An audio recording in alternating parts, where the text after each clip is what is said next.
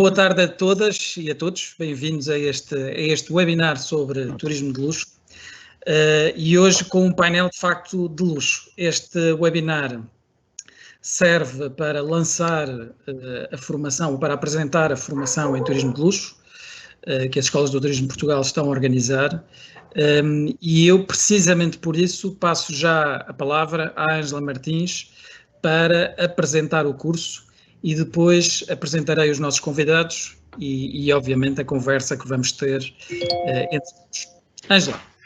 Muito bem, obrigada. Antes de mais, Sr. Presidente, é um gosto realmente estar aqui a partilhar convosco hoje este final de tarde e sem mais demoras eu vou passar então à introdução daquilo que nos leva a estar aqui hoje juntos, não é? E começo a partilhar então a nossa, no fundo o frame que resultou de um ano de trabalho, porque há um ano atrás estávamos exatamente no ponto de partida.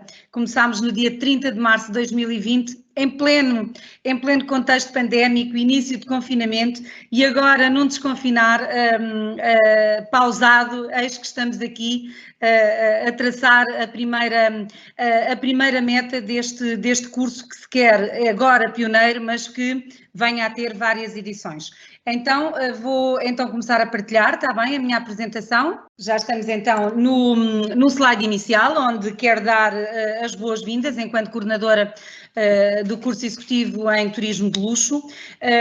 Antes de realmente iniciar, só fazer aqui um preâmbulo daquilo que foi feito durante este ano e, no fundo, o convite e o desafio que foi construído à volta de uma ideia inicial que todos vislumbramos como uma necessidade e uma lacuna que ainda tínhamos na oferta formativa a nível das nossas escolas do Turismo Portugal e que de alguma maneira também viesse a fazer aqui um tamponamento entre aquilo que é o luxo que sempre compreendemos e entendemos enquanto luxo e todo um descortinar e toda uma nova forma de olharmos o luxo na sua essência, onde é que ele começa, onde é que ele termina, que versatilidade é esta, que caminho de sustentabilidade podemos fazer e que consciência é que podemos trazer para este novo luxo, um luxo altamente desconstruído, simples, mas puramente dinâmico nas mais variadas vertentes, sejam elas da hospitalidade, sejam elas do campo da restauração, no mundo das marcas de luxo, no que respeita às compras e aos acessórios e aos luxury goods, como nós costumamos apelidar aqui na nossa matéria, e de facto fizemos este caminho e queremos, antes de mais, dar aqui um reconhecimento a toda a equipa, a toda a task force que trabalhou afincadamente para que, passado um ano, tivéssemos aqui o produto fechado e amanhã vamos arrancar com toda a projeção o nosso curso. Portanto, dessa equipa, obviamente, eu fiz parte dela enquanto formadora da Escola de Hotelaria e Turismo do Algarve, a doutora Elizabeth Mendes, diretora do Departamento de Gestão Pedagógica e Inovação do Turismo Portugal, a minha colega Inês Gonçalves, da Escola de Lisboa, o assessor de formação José Carvalho, da Escola do Porto, a Sofia Beja da Costa, como apoio técnico no Departamento de Gestão Pedagógica, e a Sónia Tavares, também minha colega aqui na Escola de Faro. Para além destas pessoas que aqui estão, muitos foram aqueles que, no fundo, também nos fizeram o backup, todos aqueles que nos acompanharam, todos aqueles que acreditaram neste projeto e que fizeram com que hoje ele seja uma realidade, e por isso mesmo eu passo ao agradecimento da equipa de players que, no desenvolvimento deste projeto, estiveram connosco em duas grandes sessões de focus groups que envolveram um conjunto de players e de entidades que operam neste segmento do turismo de luxo, quer na área do alojamento, como já tinha referido, restauração, as viagens, porque são de facto um detalhe muito importante aqui também no nosso projeto, e obviamente tudo o que tem a ver com as compras, no fundo, o produto terciário que tanta que tanta mais-valia traz a este projeto final. Na área dos alojamentos destacam-se a Azul todos esses parceiros que estiveram connosco a dar-nos os seus inputs e os seus insights para melhorarmos a nossa oferta formativa. Na área da restauração, hoje aqui com o nosso amigo Miguel Guedes de Sousa, aqui também com o Je ne sais quoi, o Belcanto, o José Avilés, que esteve connosco, o Louco, o Canavasa e o Restaurante Vistas. E por último, Gonçalo Castelo Branco, que nos deu imensos inputs com o seu super produto Comboio Presidencial, a A27, as viagens improváveis, que, como sabem, estão ligadas à marca Abreu, não é? E a NetJet, que também nos trouxe aqui uma viagem que se possa assim dizer, uma viagem poderosa no mundo da aviação de luxo, e a ProChef, que representa grandes marcas e grandes chefes a nível nacional e internacional. Portanto, foram estes os players que estiveram connosco, e com eles também construímos um módulo de testemunhos que vamos enquadrar ao longo de toda a formação durante estes meses que vamos estar reunidos com os nossos formandos, esses testemunhos que vão validar principalmente todas as temáticas que vamos enquadrar nas diferentes áreas e nos diferentes momentos. O nosso curso tem 6 módulos obrigatórios, ele de facto combina ali uma nuance entre aquilo que realmente é o luxo, como é que ele chega às pessoas, que ideia é este deste novo viajante, que cliente é este que temos, como é que ele mudou neste paradigma e nesta mudança organizacional que num espaço de 365 dias, que é mesmo isso que aconteceu, operou tantas diferenças na nossa vida, e o luxo teve que acompanhar essas diferenças também. Depois um trabalho sobre a liderança, que liderança é esta, que empowerment temos que dar às equipas, que gestão da autonomia, mas também uma liderança transformacional, assente no processo e no trabalho colaborativo, que darão uma nova estratégia e uma nova sustentabilidade à dinâmica deste novo luxo. Depois, compreendemos os conteúdos todos da gestão das redes sociais, dos novos canais, que plataformas, como é que podemos integrar toda essa temática no nosso segmento, e por último as estratégias comerciais para este segmento, a nível daquilo quais são as novas tendências do revenue management, como é que eu vou aplicar o novo pricing, quais são as políticas que eu vou integrar. Portanto, no fundo, isto compreende aqui um conjunto de 100 horas, que serão os módulos obrigatórios, e para quem não tiver interessado em depois transitar para os módulos optativos, ou seja, os módulos opcionais que eu já vou passar a explicar, a certificação é feita com estes 6 módulos. Portanto, na área opcional, 4 grandes áreas também de foco: a área da excelência operacional no alojamento, na área do F&B, portanto das comidas e bebidas, mas que vamos envolver também aqui a componente da cozinha, porque não podemos dissociar nunca a cozinha desta nomenclatura das comidas e bebidas. Depois, a performance do spa, na área da hospitalidade de luxo, e por último o segmento das viagens, dos transportes e de tudo aquilo que faz com que o turismo seja de facto um fluxo enormíssimo a nível daquilo que é o nosso planeta, digamos assim, para podermos então viajar no luxo mais profundo, conhecendo essa essência e de que forma é que ele está enraizado. Portanto, basicamente, esta é a estrutura do nosso curso. E aquilo que foi importante também impactar nesta nossa temática foi que os nossos formandos e todos aqueles que vierem a participar connosco conheçam e entendam a desconstrução que hoje tem que existir neste grande segmento, um segmento onde a hospitalidade, o luxo e o conforto literalmente coexistem sem maçarem-se um ao outro, entendem? Portanto, aquilo que pode realmente convergir é que numa proposta muito mais integrativa, com uma visão muito mais holística, haja uma consciência ambiental à volta de todas estas experiências únicas, memoráveis e positivas que nós tiramos de uma qualquer viagem que façamos, e que isto possa ser, de facto, o mote para a inspiração dos nossos profissionais do futuro neste segmento e perante este novo paradigma do luxo. Um luxo muito mais inteligente, muito mais responsável e cada vez mais ligado às emoções da mudança, às emoções das experiências únicas, nos momentos e nas vivências que nós tivemos com as comunidades locais, onde fomos integrados quando procurámos o destino A ou o destino B, ou quando chegamos a Lisboa, ao Algarve, ao Porto e a um Portugal imenso que temos e conhecemos como realmente o coração tem que fazer parte dessa nova temática, não é? Cada vez mais o pulsar, a emoção e a complexidade do serviço têm que estar na gênese do turismo de luxo.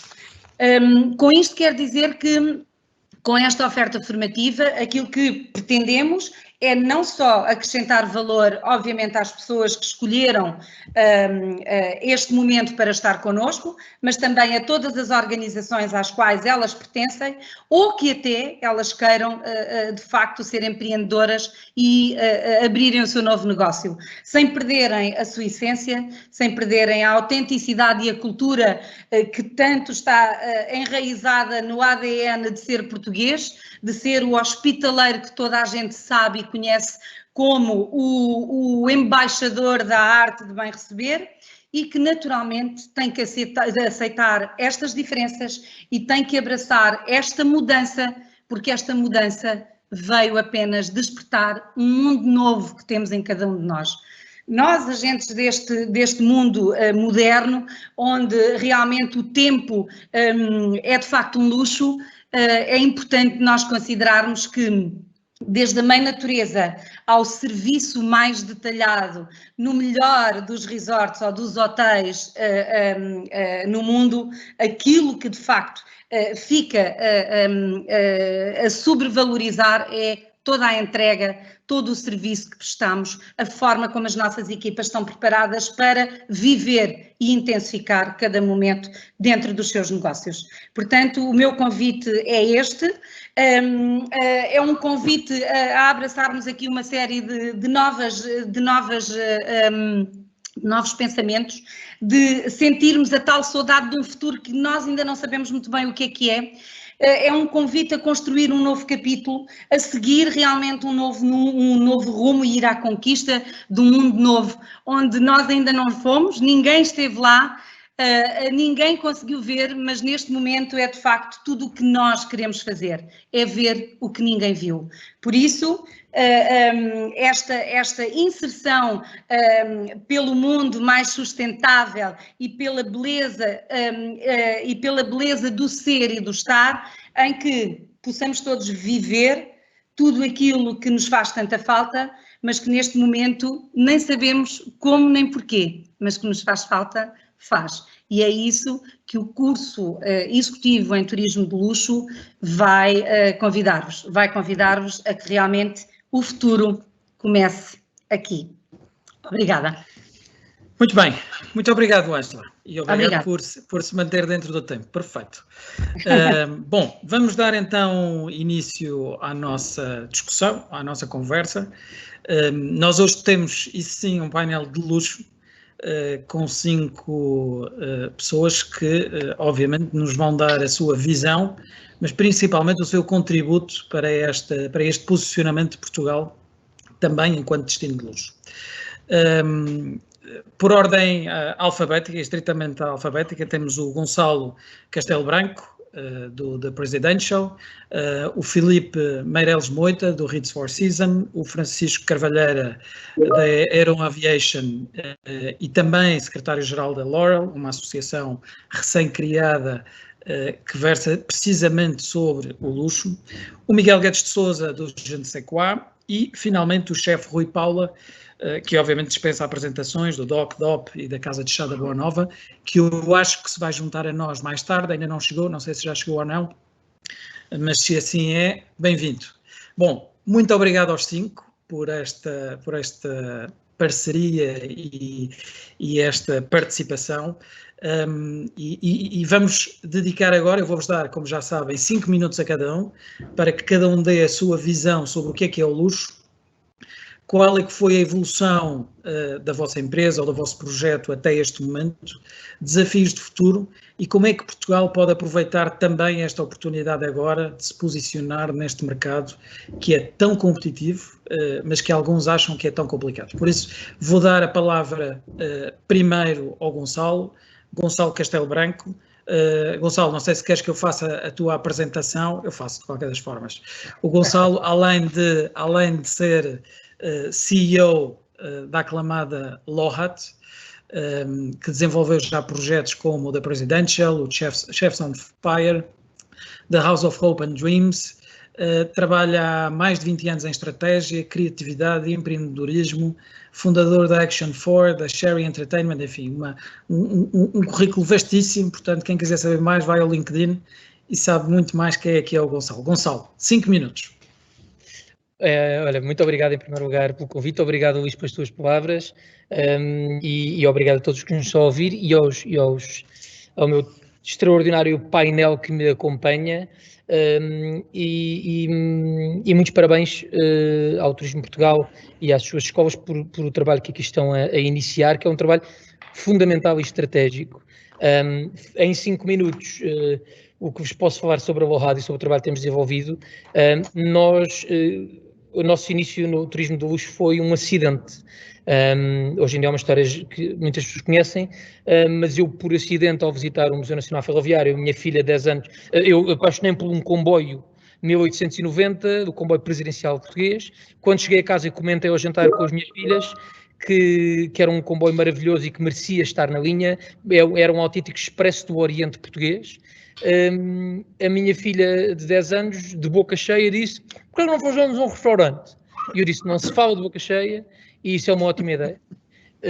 E assim iniciámos um processo que dura desde 2016, em que anualmente colocamos na linha este magnífico comboio de luxo, e eu já vou voltar aqui a esta distinção e esta definição do que é um comboio de luxo, e que colocamos uma carta de amor a Portugal com os melhores chefes, os melhores vinhos, o melhor de tudo, ao longo da linha do Douro, para uma experiência de dia inteiro, para a qual viajam algumas centenas de pessoas por ano, para uma coisa muito exclusiva. É um comboio que temos tido a sorte de ter ganho prémios no mundo inteiro. Neste momento está em todas as listas dos 10 melhores comboios de luxo do mundo.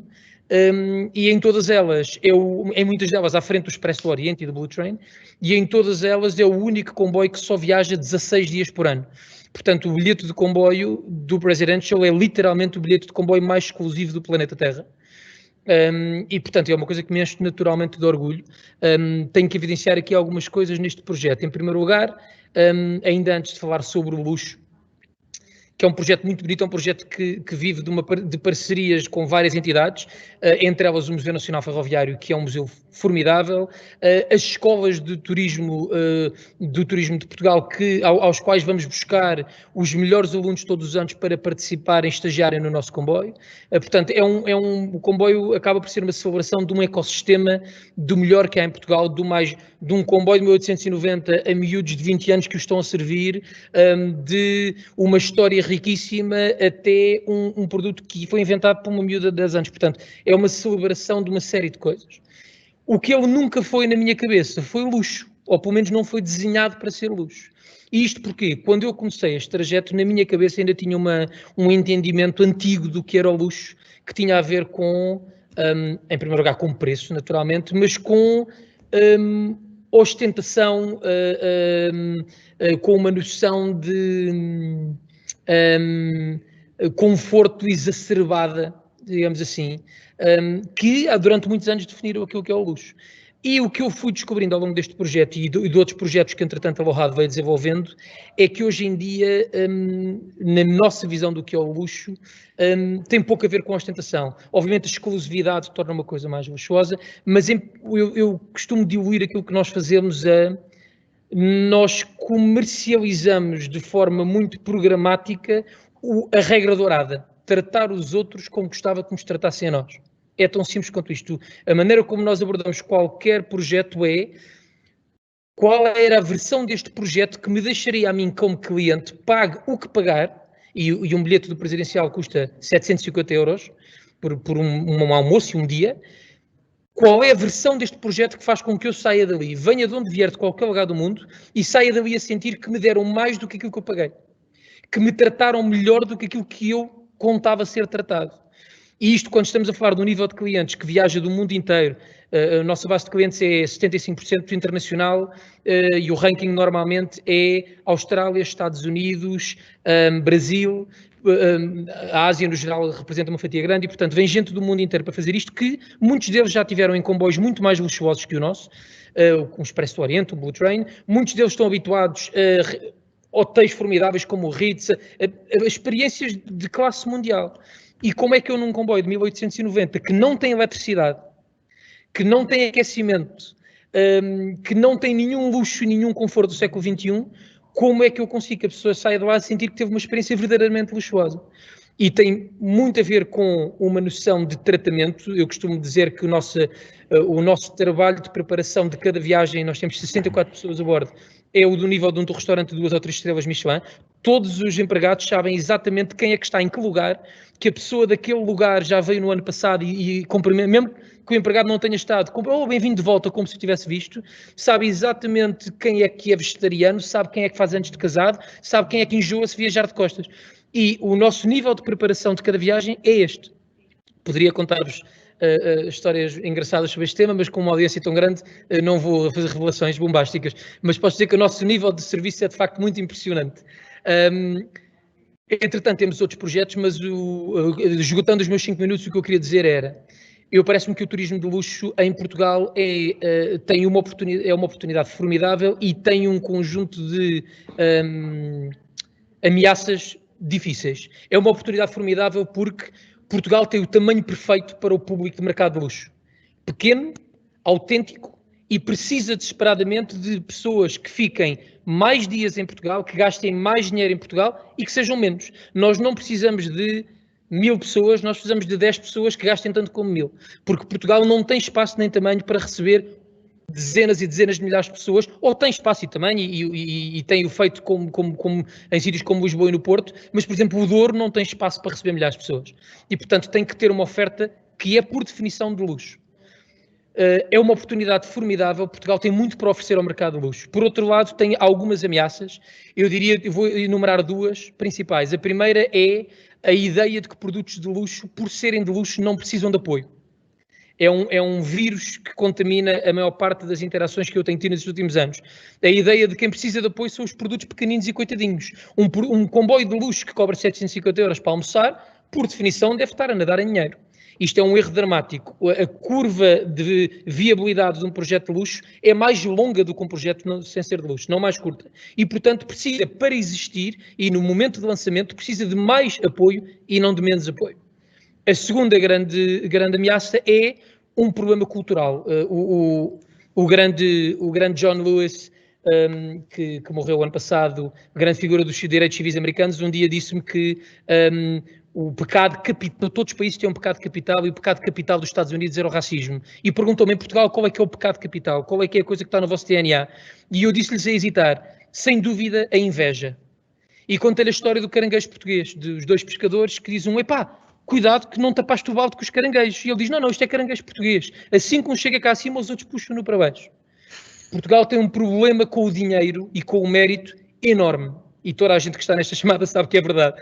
E enquanto nós não combatermos culturalmente o problema que temos com tudo o que seja de luxo, enquanto tudo o que seja caro não mereça inveja e asco, qualquer empresário que quer trabalhar no luxo terá muita dificuldade em dar ao país aquilo que o país merece e precisa, que é projetos viáveis que dão dinheiro e que trazem pessoas a Portugal.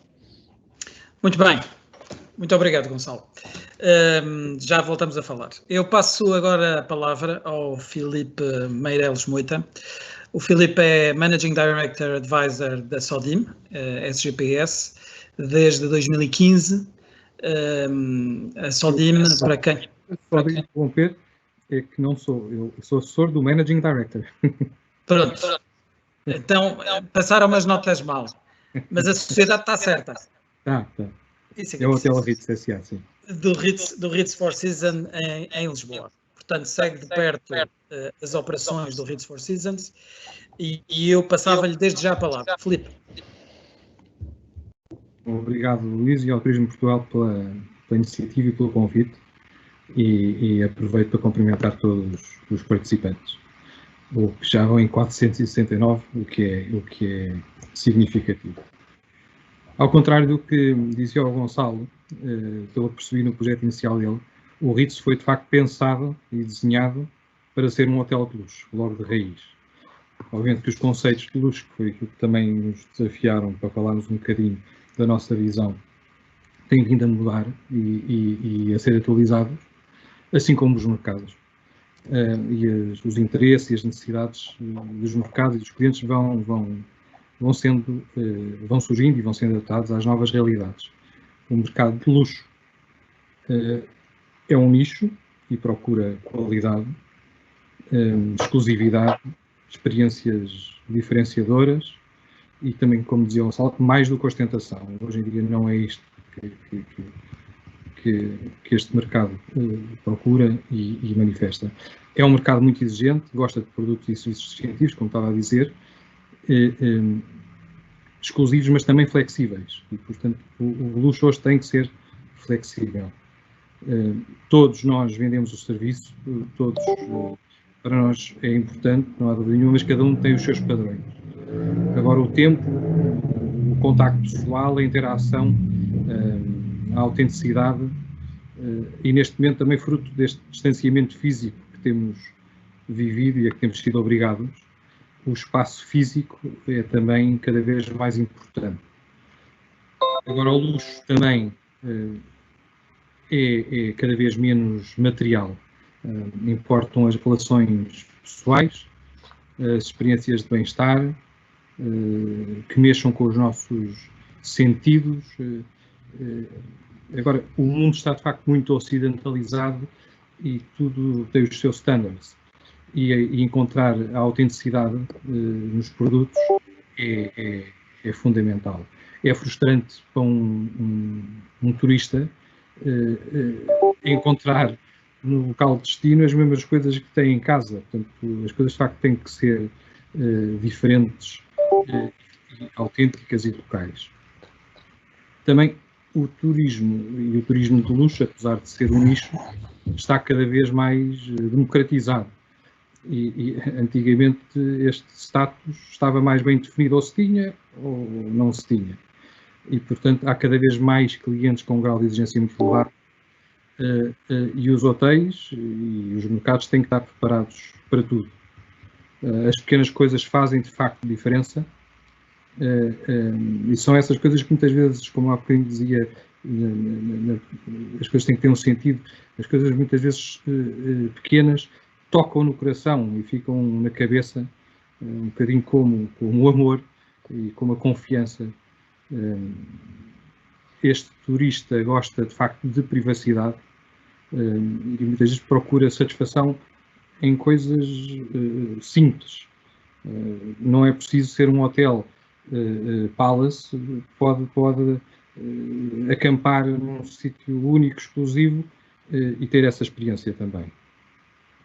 Obviamente, nós continuamos a valorizar muito, e é isso que os nossos clientes muito valorizam, que é a beleza do nosso espaço, das nossas instalações, obviamente, é o conforto do hotel, são as amenities que temos e que são diferentes e que mais ninguém oferece, e volto sempre ao serviço. O serviço, de facto, tem que ser excepcional. Na nossa realidade e em Portugal, naturalmente que a gastronomia é importantíssima, Ontem, quando tínhamos uma conversa com o Miguel, referia, e com razão, as boas estradas são um critério importante também na qualidade dos serviços que prestamos, e também no nosso caso, e no caso do RITS, a história, a tradição, são importantes também neste mercado, e aí nós temos a sorte de este ano já comemoramos 62 anos e, portanto, temos aqui um importante elemento diferenciador. Aliás, o requinte, a qualidade e o luxo sempre se refletiram no serviço do hotel e nas instalações, e por isso desde o início foi dada muita importância às zonas da recepção, às cozinhas, aos bastidores, ao back-office de todo o hotel. Não é por acaso que o hotel tem, desde o início, tem 16 elevadores, mas só 4 é que são para os clientes. Os outros são todos para serviço e para termos a certeza que temos condições para servir bem os nossos clientes. A história não chega e, portanto, é fundamental manter o nível de qualidade, é fundamental investir na manutenção, é fundamental investir e atualizar o produto, e é isso que nós também temos vindo a fazer, e aliás, já estava previsto, simplesmente tentámos acelerar durante este período da pandemia, e temos vindo a fazer importantes investimentos para nos prepararmos também para este tempo pós-Covid. Temos desenvolvido vários projetos, abrimos em plena pandemia um novo restaurante Loucura, que enquanto pôde estar aberto foi um sucesso. Temos estado a renovar os quartos, sempre tendo a preocupação de perceber, e aí é muito importante a parceria que temos com a Four Seasons já há mais de 20 anos, que faz a gestão do hotel, que conhece muito bem este mercado e, portanto, todos os trabalhos são feitos em sintonia com a Four Seasons, nomeadamente o que estava a referir da renovação dos quartos. Temos um grande projeto que está neste momento praticamente concluído, da renovação do terraço exterior.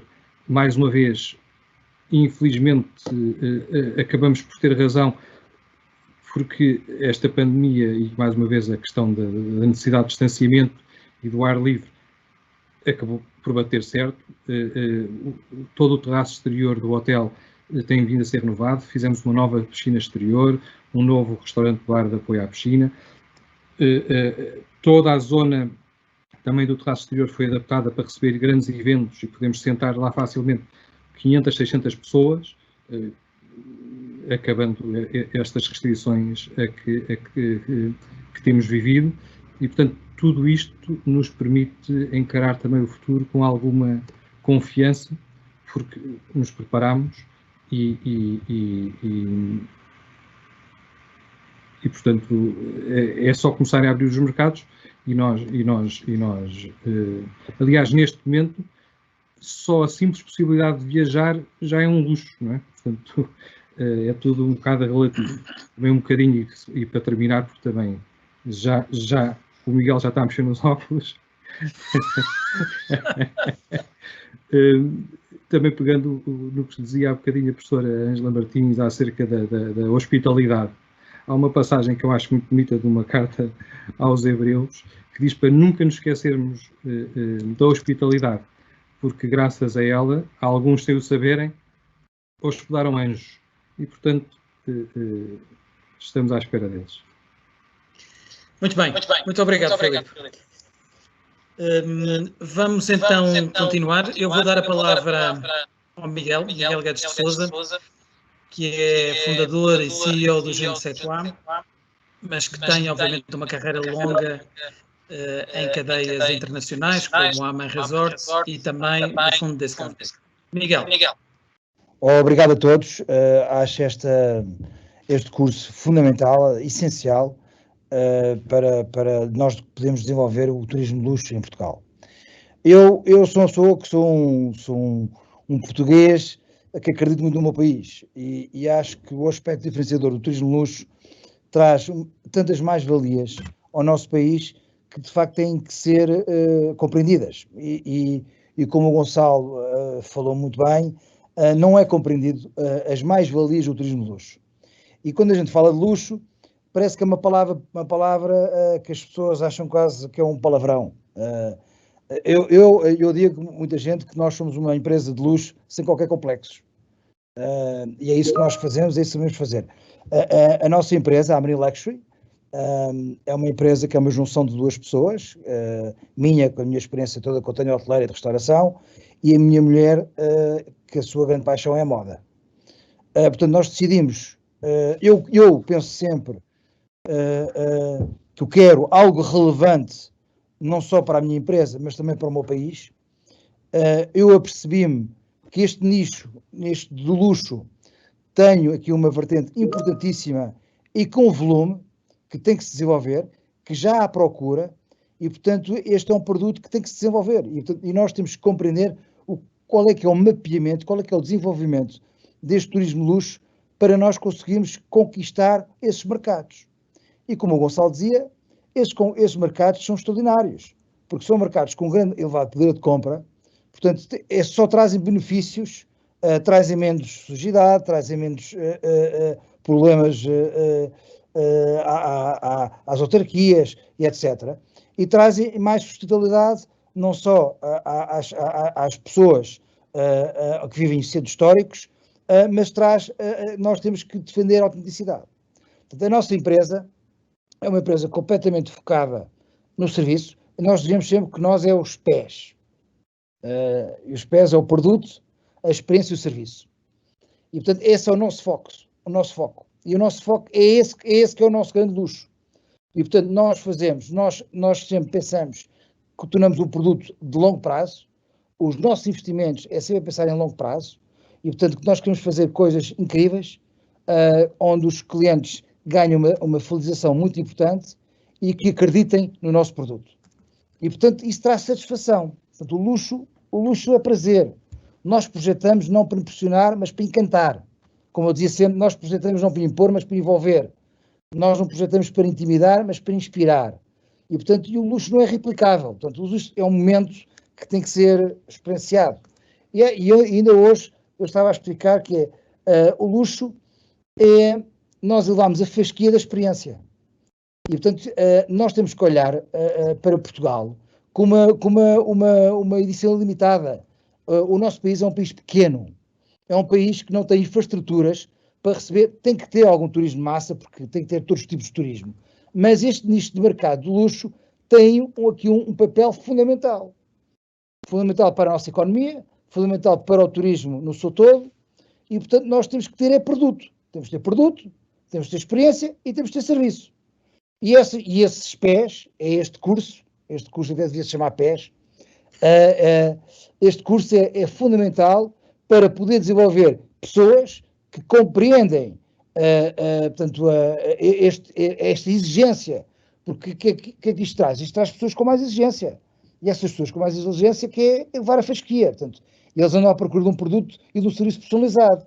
É vender, portanto, e esse luxo não tem que ser ostentativo, tem que manter elevada qualidade, até é menos exuberante e até pode ser mais natural. Portanto, eu tenho um slogan que uso sempre aqui no nosso espaço, que nós dizemos elitismo para todos. E a pandemia acelerou essa democratização do luxo. Portanto, é dar antes de receber. E, portanto, é muito importante nós olharmos e termos uma clara visão estratégica, um trabalho consistente, um forte investimento em inovação, em modernização, trabalhar em conjunto. Agora que o Francisco irá falar certamente da Fundação L'Oréal, que quer juntar as marcas de luxo para ter uma voz para manter um standard e dinamizar o trabalho em conjunto, antecipar os desafios são enormíssimos, e também nós temos que reconhecer as nossas fraquezas. Quais são? Porque sem elas, como é que nós trabalhamos nelas? E, portanto, é muito importante nós reconhecermos essas fraquezas. Portanto, eu acho que o luxo é o compromisso com a qualidade. Portanto, com o surpreender, com o trazer alegria, dar antes de receber, investir antes de cobrar. E é muito importante que os empresários do setor e o governo têm que acreditar no caminho da qualidade, versus uma perspectiva de longo prazo, assumindo que a quantidade não será a estratégia de curto prazo. E oferece mais sustentabilidade, também é mais duradouro, é mais resiliente a fatores externos, externos adversos, é muito menos sazonal, penso eu, e traz uma maior preservação, autenticidade do nosso património histórico e cultural, e também é fundamental para as pessoas que cá vivem e para as pessoas que nos visitam. Porque os turistas gostam de ser tratados como locais, e os locais gostam de ser tratados como turistas. E isso é um fundamento que nós temos dentro da nossa empresa. E, portanto, essa a nossa grande missão é criarmos uma marca que seja internacionalmente reconhecida, de luxo e de grande qualidade, de origens portuguesas.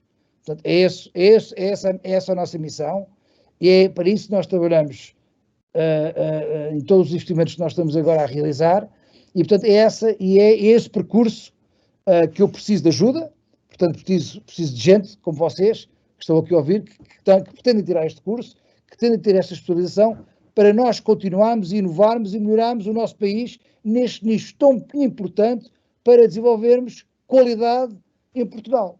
E isso dá uma notoriedade ao país e um orgulho para todos nós. E é isto. Muito bem. Miguel, muito obrigado. Já voltamos à conversa. Eu vou passar a palavra então agora ao Francisco Carvalheira. O Francisco tem uma vida dedicada aos mercados de luxo, premium e corporate, com competências nas áreas de marketing, estratégia, vendas, é assistente convidado da Católica e tem um percurso profissional vastíssimo. Além de ser, obviamente, secretário-geral da L'Oréal, de que já falámos hoje aqui, e com certeza ele também vai tocar nesse tema. Francisco, 5 minutos. Está sem som.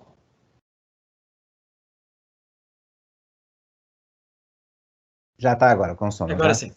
Boa tarde a todos, obrigado. Um abraço muito especial para o Gonçalo, fomos colegas, um grande criativo com o qual a gente se divertiu muito. É um prazer estar aqui, sobretudo falar do luxo, falar da experiência. A minha experiência vem sobretudo da aviação dos jatos privados, de onde nós levamos tudo ao extremo, tudo.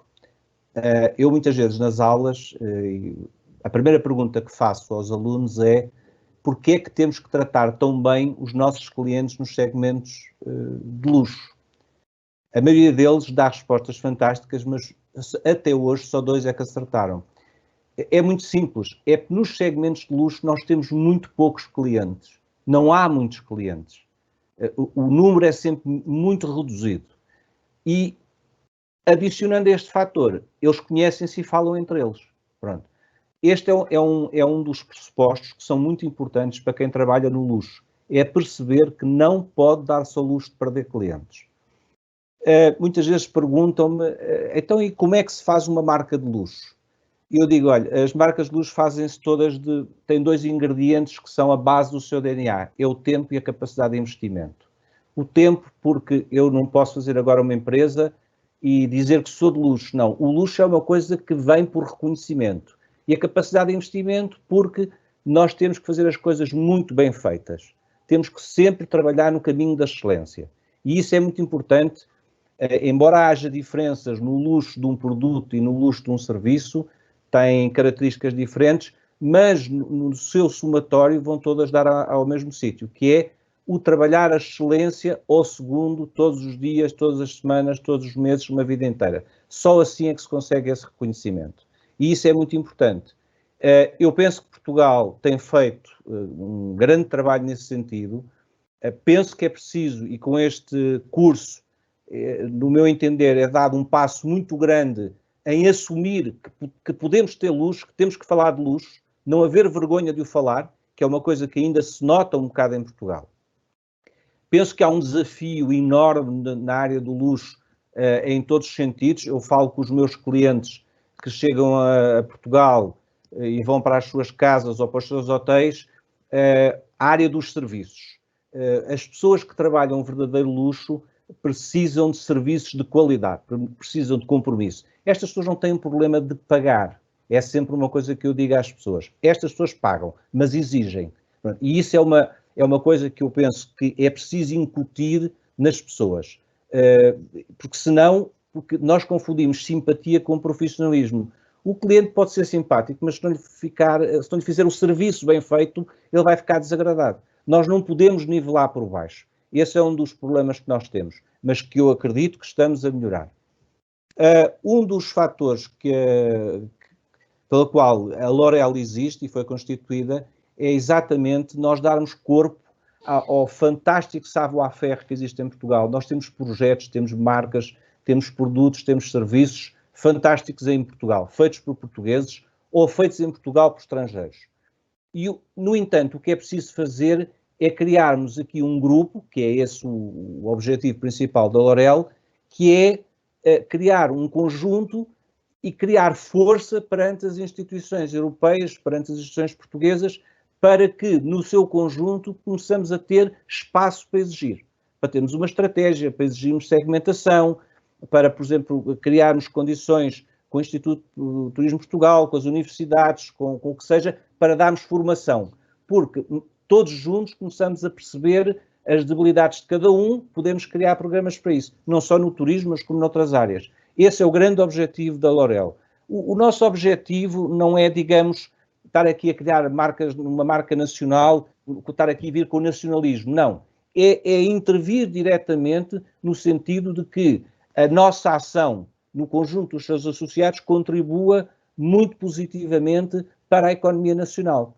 E começando a ter peso na economia nacional, o reconhecimento internacional, começamos a fazer aquilo que é o luxo, que é a criação dos conteúdos constantes, para começarmos a ser reconhecidos como um país que produz luxo, tanto a nível dos serviços como a nível dos produtos, porque são ligeiramente diferentes. Já temos projetos fantásticos, alguns, posso-vos dizer que alguns dos meus clientes têm projetos em Portugal que são fantásticos e a gente nem imagina. Pronto. Esse para mim é o grande desafio.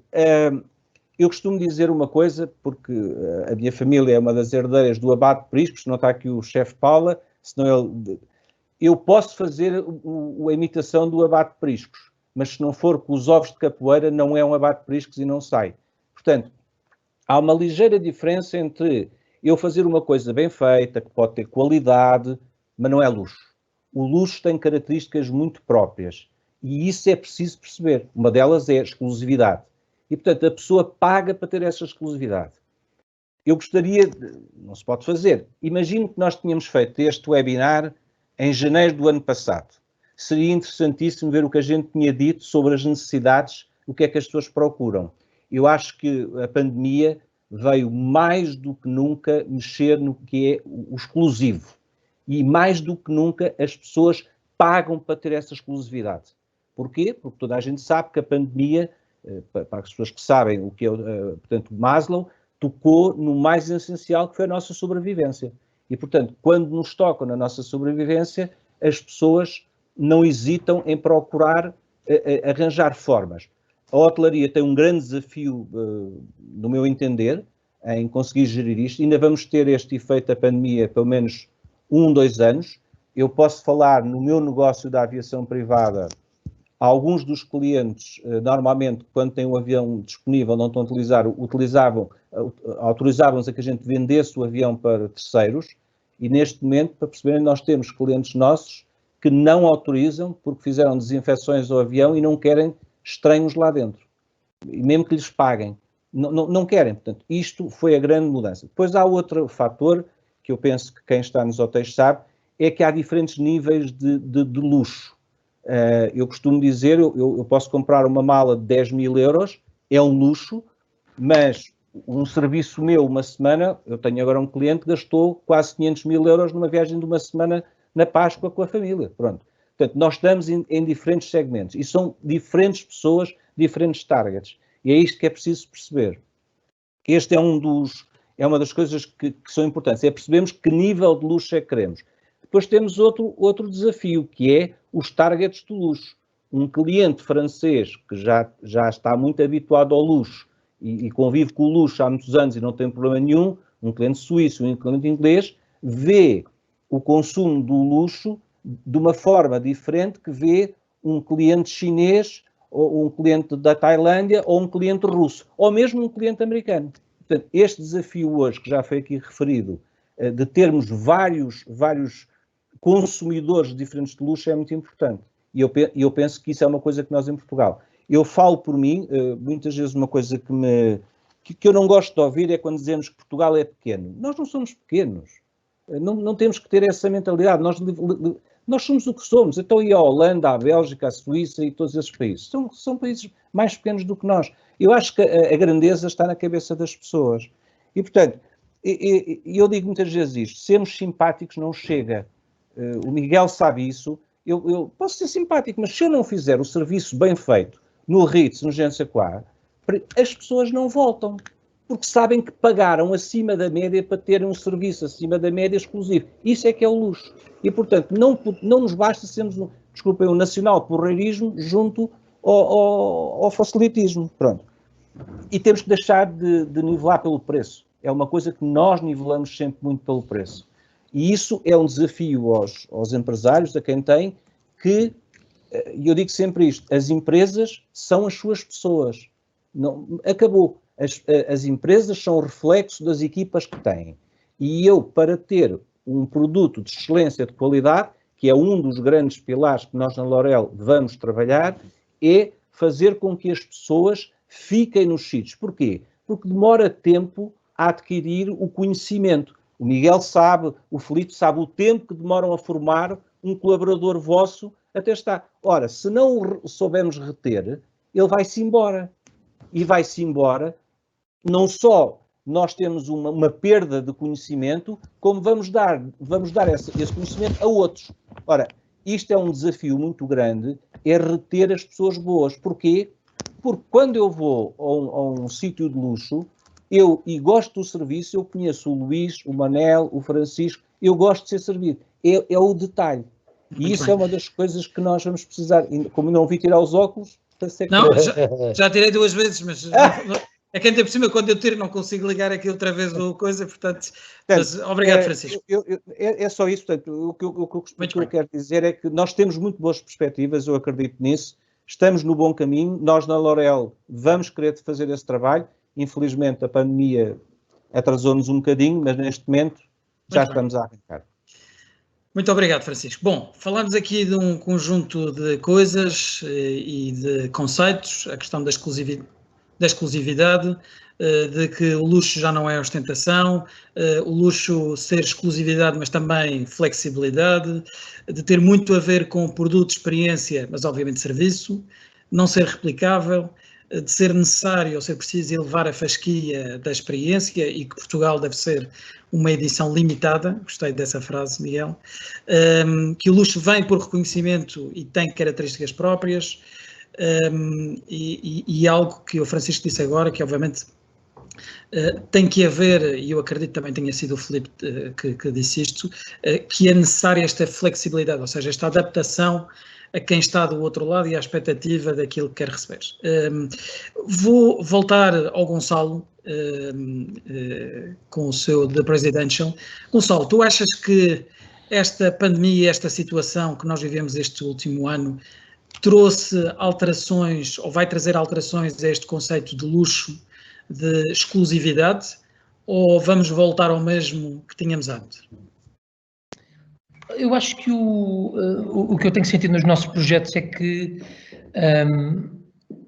o segmento de luxo estava ao mesmo tempo unicamente preparado, sofreu muito rapidamente porque está muito exposto ao público internacional e, portanto, as flutuações não só das pontes aéreas e dos acessos aéreos, como da confiança, mais do que nós podíamos abrir hoje todos os canais para Lisboa e eu mesmo assim já não conseguia fazer presencial este ano porque não há tempo para os mercados internacionais ganharem a confiança de uma compra de longo prazo. As pessoas, quando compram um bilhete para o comboio, organizam as férias à volta do dia que conseguiram no comboio. E, portanto, nós estamos muito expostos do ponto de vista logístico, pela dependência de mercados internacionais. Por outro lado, eu acho que estamos muito preparados para o pós-pandemia. Porquê?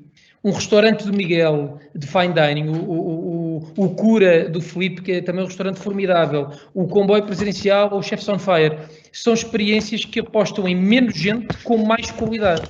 O que quer dizer que amanhã eu acho que o Álvaro Codões terá muito mais dificuldade em fazer o Alive do que eu em fazer o Chefs on Fire, porque o meu festival leva 2.000 pessoas e não 20.000 pessoas. E eu acho que as pessoas vão pender naturalmente para coisas mais pequenas, mais sustentáveis, mais seguras. E acho que o segmento de luxo está naturalmente preparado para oferecer resposta a essa procura. Ok. E obviamente mais caras. Portanto, há este equilíbrio também. Sim, repara, eu acho que, mais uma vez, eu acho que nada é caro, podem não envolver o dinheiro, mas nada é caro. Eu se ficar no Hotel Ibis vou sentir que paguei mais caro do que ficar no Ritz, porque aquilo que me dão de volta é mais do que aquilo que eu dei. Mais uma vez, eu acho que há aqui alguma pedagogia importante a ser feita no luxo. O Chefs on Fire é um ótimo exemplo. O meu bilhete custa 75 euros, um bilhete de um festival normal custa 50 ou 60, mas o meu bilhete tem 10 doses de comidas cozinhadas por 10 chefes durante a noite inteira e 5 bebidas já incluído. Portanto, qual é que é mais caro? É o meu ou é o bilhete de 50 euros? E, portanto, há aqui, mais uma vez, eu acho que nós todos que estamos nesta chamada recusaríamos provavelmente o carimbo do caro, porque todos nós damos muito em troca daquilo que estamos a cobrar. Muito bem. Filipe, disse uma coisa aqui que é interessante. A história e a tradição também são sinónimo de luxo. Ou são a base do luxo. Ou são importantes. Ou são importantes para o conceito de luxo. Mas, obviamente, pode haver negócios novos, situações novas, que até não tenham grande investimento por trás, mas que se dediquem exatamente a este luxo. Certo?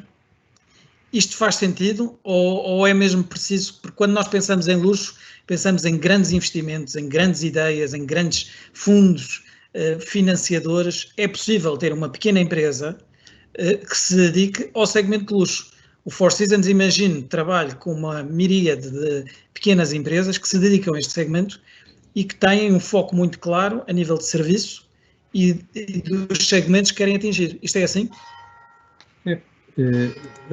O que disse é que, de facto, a história e a tradição são elementos diferenciadores e que, para nós, são, obviamente, uma vantagem. Agora, temos aqui belíssimos exemplos de que é possível ter muito sucesso neste segmento e com menos anos de atividade, não há dúvida nenhuma. Agora, é sempre, obviamente, que o serviço é muito importante, que levamos isto à exaustão, é uma preocupação, e em termos de formação, também já referiram, é fundamental investir em formação. Não podemos estar também, como também o Gonçalo Bocado falava, sempre com inveja que andamos a formar e depois eles vão-se embora. Já alguém disse várias vezes também que é muito mais caro não formar do que formar e deixá-los sair. Porque, de facto, as pessoas têm as suas carreiras, têm as suas vidas e têm as suas ambições e as suas expectativas. Portanto, a vida tem que seguir. E temos é que continuar a investir na formação. Agora, há espaço para todos, sem dúvida nenhuma. O tempo, como também o Francisco, é uma ajuda muito grande a consolidar um negócio. E, nesse caso, o Ritz tem essa vantagem. Ok, muito obrigado. Miguel, vamos voltar um bocadinho a esta padronização do luxo, se é que isto se pode chamar, ou one size fits all. O luxo é diferente consoante os destinos, há mínimos olímpicos, existe uma base para aquilo que é o luxo, ou podemos considerar que o luxo tem uma percepção completamente diferente se for aqui ou se for no outro lado qualquer? Não, há muitos tipos de luxo, mas depois também há os standards. E há os standards, lá está, a grande importância da L'Oréal é que faça o mapeamento de um cliente de luxo que chega a Lisboa, que vem em business class, que quer entrar no país mais rapidamente do que uma pessoa que viesse em classe turística. Porque ele vem visitar o nosso país, vem consumir mais, tem que ser tratado de uma forma diferenciada. Isto não tem nada a ver com política. Isto tem a ver com serviço, do utilizador-pagador.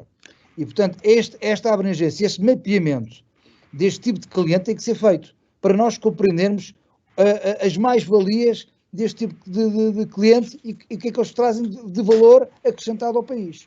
Eu toda a minha vida, tenho 15 anos da cadeia Aman Resorts, que é a cadeia supostamente mais luxuosa do planeta, mas que procura sempre a pura autenticidade. E nós podemos sempre fazer coisas super luxuosas, mas são as coisas mais simples de fazer.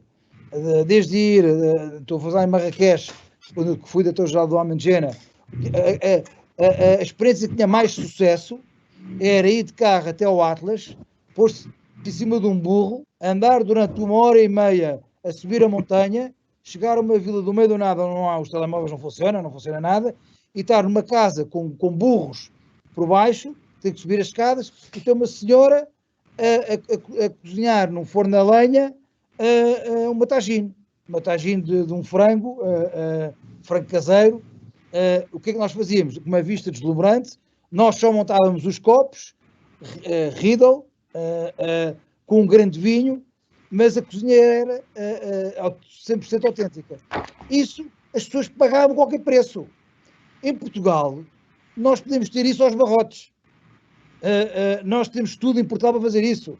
De ir passar uma noite a uma família em Alfama, jantar, um jantar tipicamente português, onde metade da família canta fado. Isso para um americano não tem preço. Paga o que for preciso. Portanto, que é um produto verdadeiramente autêntico. Ou um passeio pela Serra da Estrela com as cabras, com o pastor, e ver como é que se faz o queijo da serra, com uma vista deslumbrante, bem, etc. Portanto, tem que haver aqui um standard. Também faltam marcas. Faltam marcas em Portugal. E as marcas têm um valor acrescentado. O branding tem um valor acrescentado para este tipo de clientes. Ainda ontem falámos de uma história de um cliente que chega ao Hotel da Lapa, que era o Oriental Express. O Oriental Express, portanto, vendeu o hotel 3 meses depois, antes, e esse cliente americano chega, quando percebeu-se que não é o Oriental Express, não quer lá ficar, porque não tem essa confiança. E esse branding tem que existir também. O Hotel Ritz não tem concorrência. Foi feito há quantos anos? De 1960? Tem 62, portanto foi feito em 59. Eu sei bem porque eu vivi desse hotel, como o meu avô foi um dos fundadores. E eu nasci na hotelaria porque brincava pelos corredores desse hotel e as cozinhas, etc., durante toda a minha infância. Como é que é possível um hotel que foi feito há tantos anos não ter um concorrente? Não é compreensível. E, portanto, é cultural. Portanto, é cultural dos empresários não terem a visão a longo prazo para investir em qualidade. E portanto falta essa coragem. Eu quando fiz o Je ne sais quoi, o primeiro Avenida, todos os meus amigos mais próximos diziam que eu era louco, que não havia mercado. E eu vou-lhe dizer uma coisa, é um sucesso, antes da pandemia, evidentemente que hoje em dia ninguém tem sucesso, mas antes da pandemia é um sucesso brutal. E o Ásia é igual. Há mercado, as pessoas estão ávias de ter qualidade. E, portanto, essa qualidade tem que existir e nós temos que arriscar, nós temos que ser empreendedores. Quanto mais houver, mais turismo de qualidade vai haver. Porque um operador vem cá e não quer 2, 3 sítios, quer 10 ou 12 ou 15. E, portanto, isso quanto mais houver, mais mercado teremos e mais todos ganhamos. Portanto, mas tem que haver uma estratégia. Okay. E acho que o timing agora é o melhor timing de sempre para implementar essa estratégia. Então vou pegar nessa frase e lançar um desafio ao Francisco. Qual é que é o posicionamento que Portugal deve ter nesta questão do luxo, ou do turismo de luxo? É este começar por gerar confiança do outro lado? E o que é que precisa de ser trabalhado mais para gerar esta confiança e este posicionamento? Miguel, vamos lá ver, Luís, há aqui que fazer aquilo que eu dizia, há que fazer um trabalho. Não é um trabalho de 1 mês nem 2. O Miguel deu um exemplo, começar a fazer uma coisa. O que uma associação faz é exatamente ir ouvir os seus associados e perceber as suas necessidades. Pronto, isso é a primeira coisa e começar a desenhar um plano, apresentar a quem tem a capacidade de decidir, e dizer assim, olha, nós temos estes clientes que fazem isto, e sabemos que naquele local vão autorizar a fazer um hotel de 500 camas. Eu vou dar um exemplo. Eu tenho uma casa em Lagos, na Zona Nova de Lagos, no antigo Golfo. Hoje em dia, entre aspas, está lá uma segunda quinta do Golfo, uma segunda quinta da Marinha, e uma segunda quinta do Lago. Se vão permitir fazer hotéis ali a 300 metros com 500 pessoas, vão estragar tudo. Ou seja, é preciso haver um plano, é preciso ir ter com as autoridades que têm essa capacidade e perceber e começar a querer fazer. Isso é um exemplo. Depois há aqui uma coisa que não foi referida, que é, nós queremos estar integrados, não é apenas uma associação que fica por Portugal, não. Nós vamos fazer parte de chamada uma associação internacional que visa lutar pela excelência do que se faz na Europa. E, portanto, nós temos muito a aprender com esses países que, por alguma razão, vão à frente e vamos buscar as melhores práticas, mas sempre dando aquilo que nós temos de muito bom. Porque nós, em Portugal, temos coisas muito boas para dar. Portanto, é esse o trabalho que é preciso fazer, é preciso formar aquilo que eu falava. Eu, por exemplo, se estou em Lisboa, ainda consigo arranjar serviços bons, mas se eu saio de fora das grandes cidades, Lisboa e Porto, já tiro Coimbra, já tenho muita dificuldade em arranjar bons serviços. Tenho muita dificuldade. E, portanto, há aqui um grande trabalho da associação a fazer, que é pegar nas necessidades, ouvir, fazer um plano de atividades e ir ter com quem devido e, claro, integrá-las num plano europeu. Porque há aqui uma situação que é muito importante, que é, nos últimos 20 anos, o número de milionários e bilionários cresceu exponencialmente. Portanto, hoje o mercado tem uma procura muito grande. Ao mesmo tempo que cresceu, e as pessoas mais velhas lembram-se, era muito difícil um jovem de 30 anos, na altura do meu pai, ser milionário. Era muito, a não ser que herdasse, não é? Pronto, ou alguns casos. Hoje em dia, nós assistimos a pessoas que chegam aos 30 anos bilionárias, em alguns países. E essas pessoas têm uma capacidade aquisitiva muito diferente. Mas, se calhar, agora, apreciam um outro tipo, como o Miguel dizia, ir ali para o Alentejo, para uma casa, ter uma coisa, se calhar até muito simples, mas aprecia o genuíno, ok? E não quer ir para o Ritz. Mas se calhar um cliente mais velho, não, ou seja, nós temos hoje, o maior desafio é a multidisciplinaridade, os canais, é um desafio muito grande. E isso será o grande trabalho da L'Oréal, é exatamente tentar perceber o que é que queremos. Obrigado, Francisco. A união faz a força, não é? A grande vantagem de ser moderador é que não podemos fazer comentários. Mas é a única, é a única. Mas faça. Isto agora para os quatro. Entretanto, eu nem referi, o chefe Rui Paula não se conseguiu ligar, mandou-nos uma mensagem, estamos aqui a tentar passar a mensagem do chefe Rui Paula, mas vamos continuando, até porque já não temos muito tempo. E já ultrapassamos o nosso tempo, aliás. Uma pergunta para os quatro, mas se calhar começo pelo Gonçalo. O que é que um recurso humano, portanto, o que é que uma pessoa tem que fazer para se preparar para este segmento de luxo? Ou qual é que é a característica, ou inata, ou outra qualquer, ou vai lá com formação, para se preparar para este segmento? Acho que isto muitos dos que estão aqui vão querer ouvir. É uma ótima pergunta. Olha, em primeiro lugar depende um bocadinho da função, porque há funções que são mais, em que pode ser mais inata e há coisas em que é preciso formação. Por exemplo, o trabalho de serviço, não há, o talento não chega nunca, é uma coisa eminentemente técnica e que merece, no qual as escolas que temos em Portugal têm feito um trabalho notável de criar talento. Eu acho que é preciso, a parte que eu diria que é transversal a qualquer segmento do luxo é preciso um entendimento muito grande de serviço, e quando eu digo entendimento é que já foi aqui falado de várias coisas. O desenrascadismo português pode ser uma virtude, mas não substitui a preparação. O fazer um serviço de mais ou menos informalidade não é sinónimo de tentar tapar com simpatia a falta de preparação e de qualidade.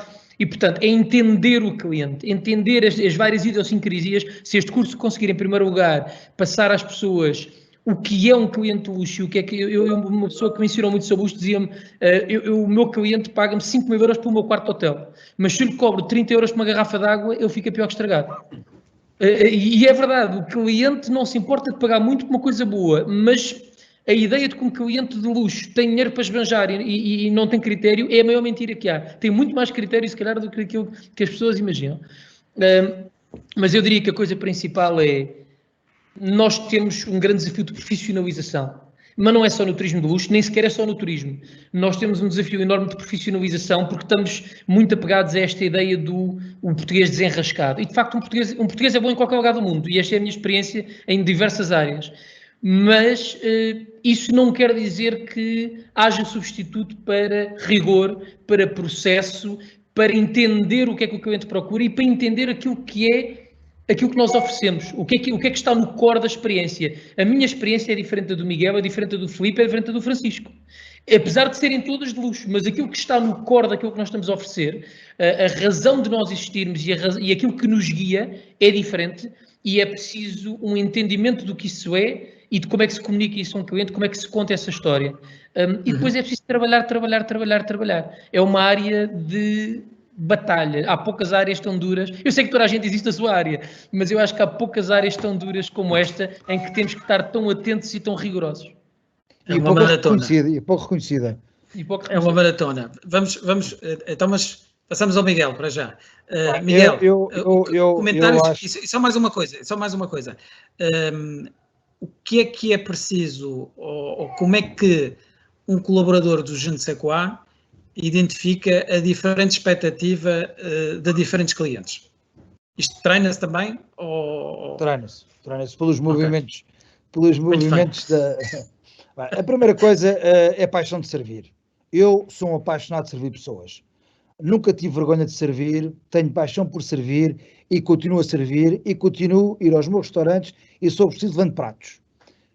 E portanto essa é a primeira regra.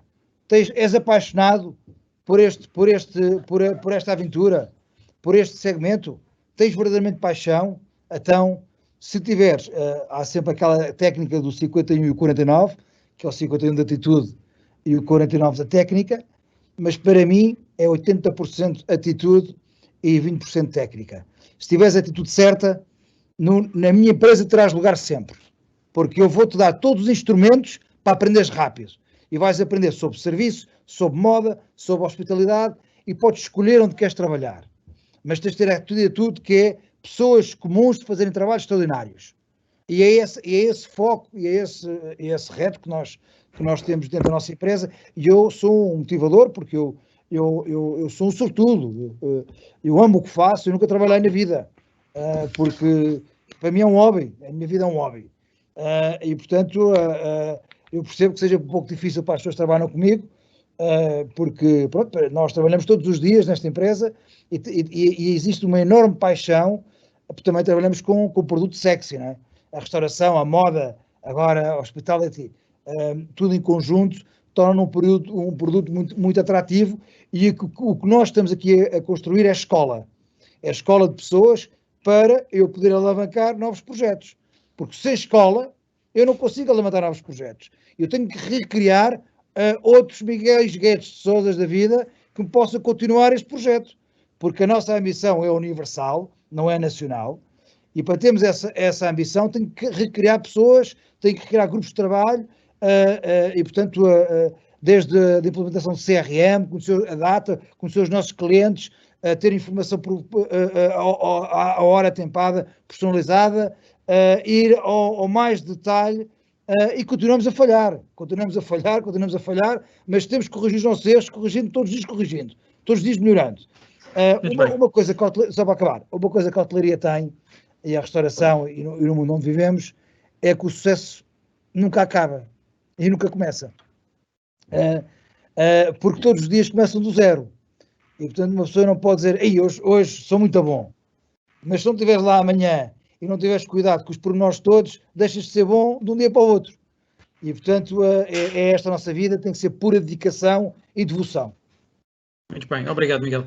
Filipe, algum comentário relativamente a isto? O RITS tem essa cultura de formação? A atitude é fundamental. Depois as ferramentas e o treino as empresas têm que estar preparadas para dar. Aliás, é uma das coisas importantes e com esta pandemia, as pessoas, tanto os clientes como os colaboradores, procuram segurança e precisam de confiança. E nesse aspecto, as marcas que têm credibilidade e que são reconhecidas pela qualidade, também transmitem confiança ao mercado e aos clientes. Este mercado de luxo é um mercado que tem uns mercados onde o mercado americano é fundamental e é um mercado muito sensível às marcas e se tem confiança numa marca, aposta nela, como também há bocado do exemplo que o Miguel deu do hotel. É fundamental para os colaboradores sentirem essa confiança também na marca e depois é uma questão de treino. Uma das preocupações que também hoje em dia, tanto nos colaboradores como nos clientes, é a questão da sustentabilidade. Mas isso leva-nos para outro caminho. Mas, já é outra conversa, mas liga com esta, como é óbvio. Acho que faz todo o sentido. Francisco, pessoas. Eu divido aqui dois. Divido a pergunta, eu tenho feito muita consultoria com vários projetos, Portugal e fora de Portugal, até mais fora de Portugal do que cá. A pergunta que eu faço sempre é, quer fazer um projeto de excelência com qualidade ou quer fazer luxo? É que são coisas diferentes. E, portanto, logo, porquê? É tal problema do tempo e do investimento. Isso é a pergunta que eu faço ao empresário e que é preciso que ele realize o que é que quer fazer. A segunda, e que eu digo aos empresários, há uma coisa que é muito importante quando se entra no luxo, que é todos os colaboradores têm que ser o primeiro cliente da sua empresa, em que acreditam naquilo que fazem, com amor, com paixão, com dedicação, têm que ser os primeiros a comprar. Depois há uma coisa muito importante, que eu tinha aqui vários insights, muitos já foram feitos, mas há uma coisa que eu dou muita importância, principalmente que é a cultura que vem da aviação privada, que é o tratamento, portanto, através dos CRMs e de equipas próprias. Nós erramos, nós somos seres humanos, portanto, eu só conheço dois tipos de grupos de pessoas que não erram. É os que nada fazem e os que já morreram. Portanto, todos os outros, nós erramos. Não podemos errar constantemente. Mas não podemos ter uma política punitiva do erro. Isso é a pior coisa que se pode fazer. Nós, na aviação privada, quando erramos e pensamos que já... E não fazem ideia o que é o inquire de um cliente em que a gente quer saber o que é que gosta, o que é que não gosta, é impressionante. Mas podemos errar na mesma. E, portanto, é preciso perceber e investir mais tempo a melhorar. Depois há uma coisa que é muito importante, é não confundir o que é um erro e o que é uma gestão de expectativas, porque são coisas totalmente distintas, não é? Portanto, uma coisa ok, nós fizemos bem, mas o cliente se calhar tinha outra expectativa, e uma coisa é errar, o cliente pediu água e a gente deu-lhe vinho. Portanto, eu acho que é preciso, sobretudo, fazer isso e ter muita dedicação, ter muito tempo, e quanto mais tempo eu conservar as minhas pessoas, melhor eu consigo fazer isso. É o tal DNA. O DNA de uma marca de luxo leva tempo a fazer. Cultura. É, cultura, exatamente. Muito obrigado, Francisco. Vamos passar agora a mensagem que o chefe Rui Paulo nos mandou. António, conseguimos passar? Uma breve... Ou seja, há muita coisa por fazer. E eu acho que estamos no bom caminho. A pandemia veio agora aqui esmorecer isto tudo, mas, de facto, o caminho estava a ser percorrido. E temos de ter hotéis de 5 estrelas, muitos mais hotéis, e muitos mais hotéis com qualidade. Temos de ter mais restaurantes, seja para conceito fora da caixa, digamos assim. Imaginemos mesmo que não tem a estrela Michelin, podemos ter um restaurante com cozinha a fogo, que agora há muito na moda, mas cozinha a fogo, um espaço agradável, num sítio bonito, com dimensão, com pés direitos altos, à grande, digamos assim. Há muitos conceitos para se fazer de luxo. Às vezes associa-se o luxo à estrela Michelin. Não. Há vários conceitos que são de luxo e que se praticam preços até elevados e não têm estrela Michelin. E, portanto, o que eu acho, para haver um turismo de luxo, tem que haver logo, recursos humanos têm que ser muito bem escolhidos, muito bem selecionados e muito bem formados. Eu digo sempre isto. um colaborador de sala não é um carregador, ou seja, não é um carregador de pratos. Ele tem que saber, por exemplo, que a casa de chá existe num sítio. Esse sítio, e parte logo pelo princípio, quem foi o arquiteto, quem é e como fez. Depois está inserido num território. Tem que saber tudo o que está à volta do seu território.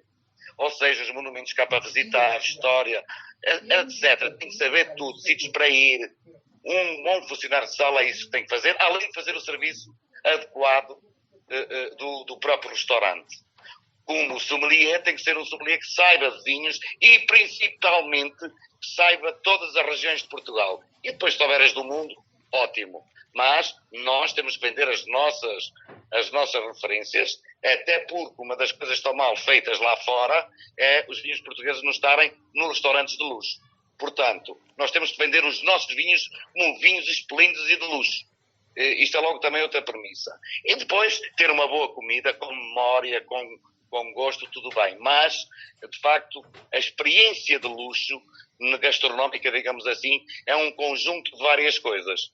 E são essas coisas que fazem essa experiência de luxo. Nós, o Grupo Rui Paula, tem feito o que pode dentro deste parâmetro de luxo, digamos assim.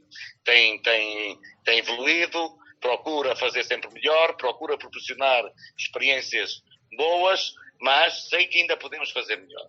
E também sei que para fazermos melhor tem que haver mais hotéis de luxo, volto a repetir, e como tem que haver outros restaurantes de luxo e mais coisas de luxo.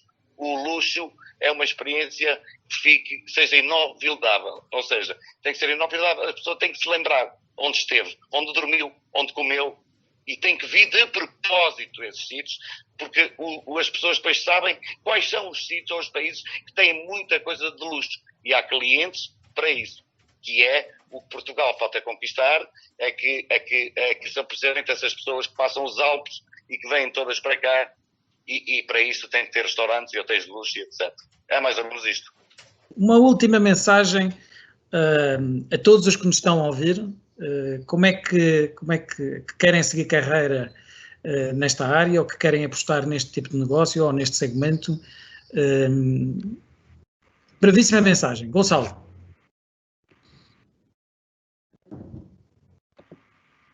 Ok, brevíssima mensagem.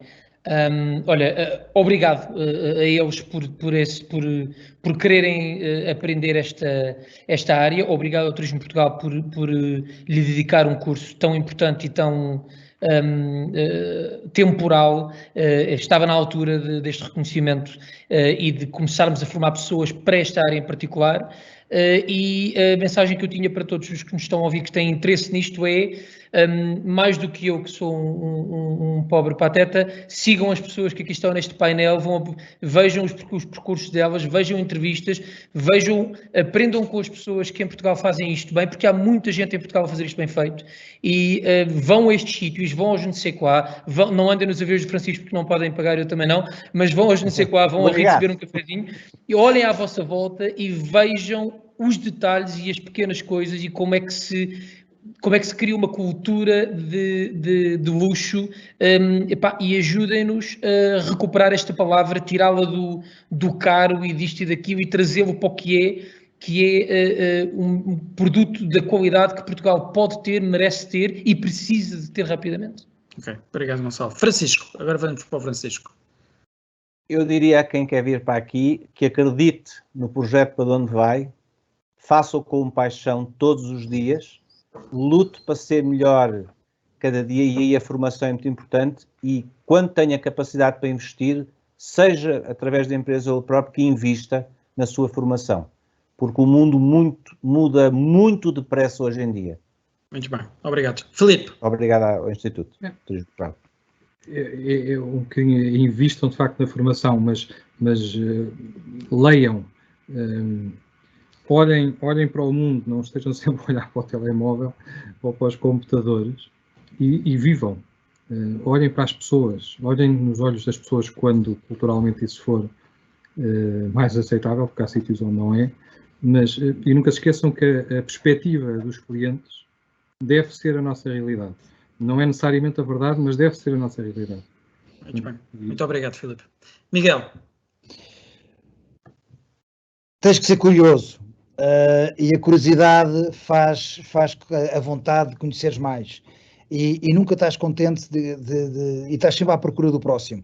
Eu todas as semanas entrevisto pessoas, eu estou sempre à procura do próximo, porque cada vez que entrevisto uma pessoa eu aprendo, e estou sempre a aprender, e portanto esta aprendizagem é constante. Isto é uma indústria fantástica, que nunca para, é das poucas indústrias que trabalha 24 horas, todos os dias do ano, e portanto é uma indústria difícil, mas com uma elevada satisfação no dia a dia, porque é um contacto com pessoas, o contacto com as pessoas é maravilhoso, e faz bem à alma, faz bem ao coração. Acreditem em vocês, acreditem em investir, invistam na vossa educação, invistam na vossa carreira, e não tenham medo de falhar. Eu já falhei muito, eu venho de sucesso, insucesso, insucesso, sucesso, sucesso, sucesso, insucesso, insucesso, sucesso, sucesso, insucesso. E portanto tem que ter a balança mais sucesso do que insucesso. Mas, portanto, não tenham medo de falhar. Neste país é tudo muito criticado se tu falhas, e portanto, se tu falhas, eu acho melhor investir naquele que já falhou daquele que não fez nada ainda. Porque aquele que já falhou não vai falhar outra vez, supostamente não vai fazer os mesmos erros. E portanto, é acreditar nas pessoas, o falhar faz parte, e andar para a frente, e termos paixão, e fazemos aquilo que mais amamos. Obrigado. Sim. Muito bem. Muito obrigado, Miguel. Bom, vamos finalizar, já ultrapassámos largamente a nossa hora. Resta-me agradecer ao Gonçalo, ao Filipe, ao Miguel, ao Francisco, ao chefe Rui Paula também pela mensagem que nos deixou e pelo desconto, como dizia o Miguel, e dizer-vos que foi um gosto enorme estar aqui.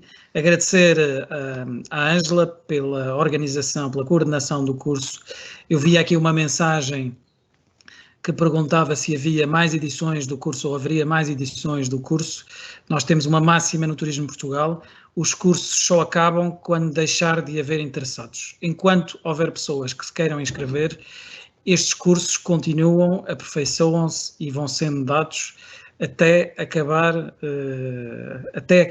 o interesse ou termos a última pessoa formada. Muito obrigado à Escola do Porto e à equipa da Escola do Porto, e até à próxima. Um grande abraço a todos. Muito obrigado.